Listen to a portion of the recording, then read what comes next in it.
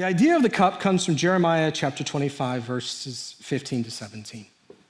And it says, "Thus the Lord, the God of Israel, said to me, take from my hand this cup of the wine of wrath and make all the nations to whom I send you drink it. They shall drink and stagger and be crazed because of the sword that I am sending among them." So basically, this cup is supposed to be all of the anger and wrath that God has toward humanity.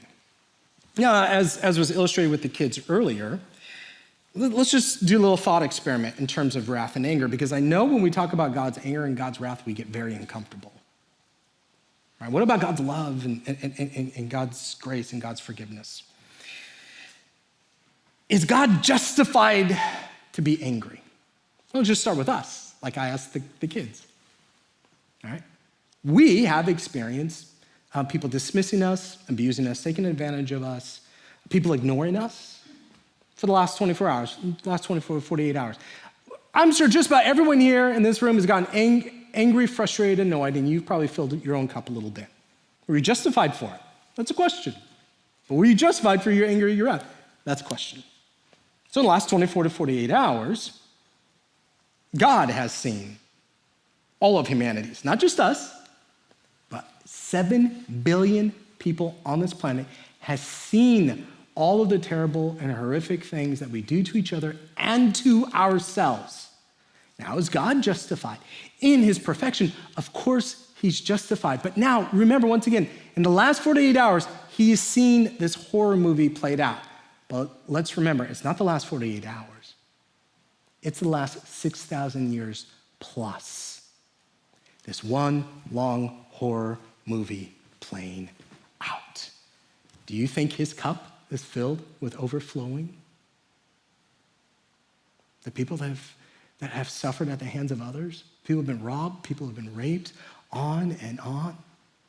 Do you think his wrath is justified? But there's another cup that we need to consider, Luke 22, verses 20. Jesus talks about it. And this one has an S on it. "This cup that is poured out for you is the new covenant in my blood." This S is the cup of salvation. All right? This is the cup for when someone is in distress, you hand them this, and they're saved. So here we got the Father's cup of wrath, and then the Father's cup of salvation.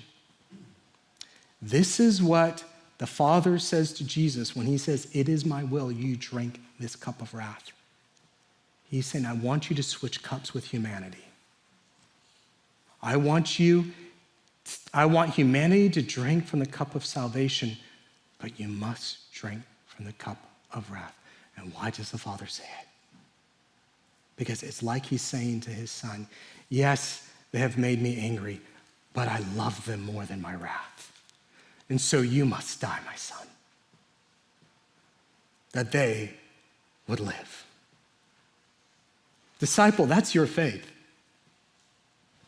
Not that you're perfect and have earned your way, but that you and I all share in this cup of wrath. But God's love for you is greater than his wrath. And so he hands this cup to his son so that you might live.